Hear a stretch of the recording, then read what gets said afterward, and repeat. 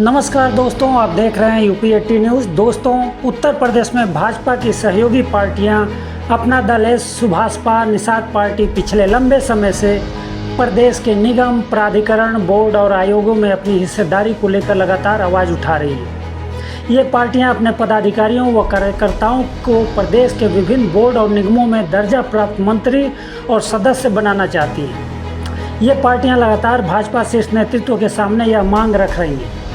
बावजूद इसके मुख्यमंत्री योगी से इन पार्टियों को अभी तक निराशा ही हाथ लगी है। इन सहयोगी पार्टियों को अपेक्षा के अनुरूप योगी सरकार ने हिस्सेदारी नहीं दी। इस मुद्दे को निषाद पार्टी के मुखिया एवं प्रदेश के कैबिनेट मंत्री डॉक्टर संजय निषाद कई बार सार्वजनिक तौर पर उठा चुके हैं। दोस्तों, आपको बता दें कि कुछ महीने पहले योगी सरकार ने उत्तर प्रदेश पिछड़ा वर्ग आयोग, महिला आयोग और अनुसूचित जाति जनजाति आयोग में एक सदस्य के तौर पर सहयोगी पार्टियों को कुछ हिस्सेदारी तो दी, लेकिन बोर्ड और निकायों में अभी भी इन सहयोगी पार्टियों को अपने कार्यकर्ताओं को समायोजित करने का इंतजार है। चूँकि इन सभी चारों सहयोगी पार्टियों के मुखिया तो प्रदेश की योगी सरकार से लेकर केंद्र की मोदी सरकार में मंत्री बन गए हैं और सत्ता का आनंद ले रहे हैं। अपना दल इसकी अध्यक्ष अनुप्रिया पटेल मोदी सरकार में मंत्री और इनके पति आशीष पटेल योगी सरकार में कैबिनेट मंत्री हैं, अर्थात दोनों पति पत्नी केंद्र से लेकर प्रदेश में मंत्री हैं।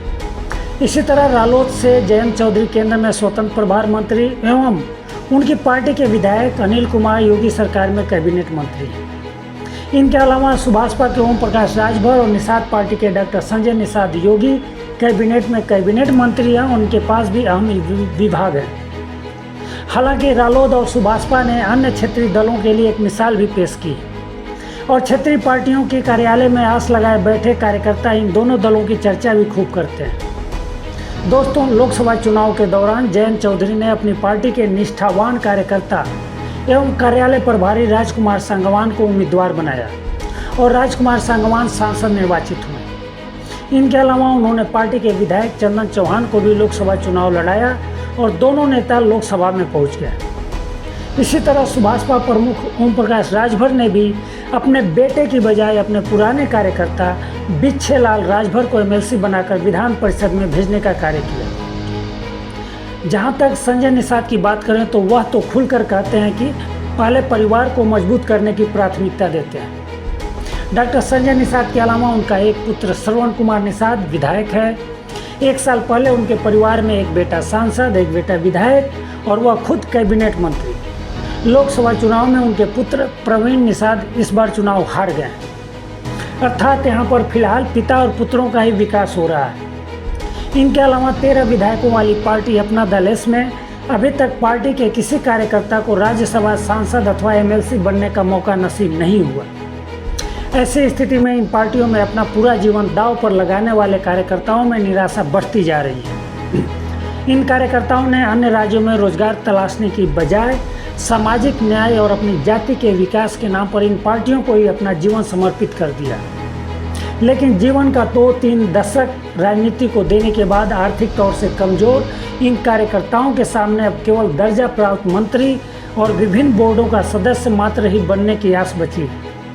लेकिन यदि ये अवसर भी इन कार्यकर्ताओं को नहीं मिलेगी तो इनके अंदर बेचैनी तो बढ़ेगी। दोस्तों, आलम तो यह है कि हाल ही में अनुप्रिया पटेल की पार्टी अपना दल से 2 बड़े नेताओं ने इस्तीफा दे दिया। इनमें पार्टी के अध्यक्ष राजकुमार पाल और राष्ट्रीय महासचिव अवध नरेश वर्मा जैसे वरिष्ठ नेता शामिल हैं। आपको बता दें कि अवध नरेश वर्मा उन 4 नेताओं में शामिल हैं जिन्होंने अनुप्रिया पटेल के बुरे दौर में मजबूत स्तंभ की तरह खड़ा रहा। लेकिन 75 वर्ष पार करने वाले इस बुजुर्ग नेता का पार्टी से मोह भंग होना खुद में कई सवाल खड़ा कर रहा है। दोस्तों, राजकुमार पाल ने इस्तीफा के दौरान मीडिया से बातचीत करते हुए कहा था कि पिछले 3 सालों से वह लगातार अपने खर्चे पर प्रदेश का दौरा कर रहे हैं। उन्हें आश्वासन दिया गया था कि दर्जा प्राप्त मंत्री बनाया जाएगा, लेकिन अभी तक नहीं बनाया गया। इनके अलावा अवध नरेश वर्मा ने अपने इस्तीफा में किसी निगम अथवा बोर्ड का उल्लेख तो नहीं किया है, लेकिन उनके इस्तीफे के पीछे भी एक प्रमुख वजह यही बताई जा रही है। बस इतना ही। आप देखते रहिए यूपी 80 न्यूज़। आप यूपी 80 को अधिक से अधिक सब्सक्राइब कीजिए और शेयर कीजिए ताकि आपकी आवाज़ को हम मजबूती से उठा सकें। बहुत बहुत धन्यवाद।